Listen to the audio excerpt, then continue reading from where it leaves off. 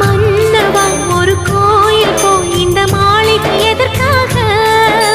தேவியே என் ஜீவனே இந்த ஆலயம் உனக்காக. வானில் ஒரு புயல் மழை வந்தால் அழகே என்னை எங்கனம் காப்பாய். கண்ணே உன்னை என் கண்ணில் வைத்து இமைகள் எனும் கதவுகள் அடைப்பேன். சத்தியமாகுமா?